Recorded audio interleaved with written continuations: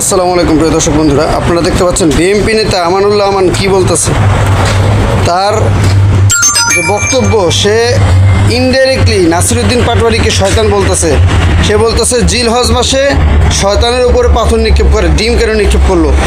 এই ধরনের ধৃষ্টতা, বিএনপি নেতার এই ধরনের কথা, অনুচিত কথাবার্তাগুলো যদি এইভাবে করে বলতে থাকে, কারণ আপনারা একটা বালুর ট্রাক সরাতে পারেন নাই বিগত 20 বছরে, বিগত 17 বছরে একটা বালুর ট্রাক সরাইতে পারেন নাই।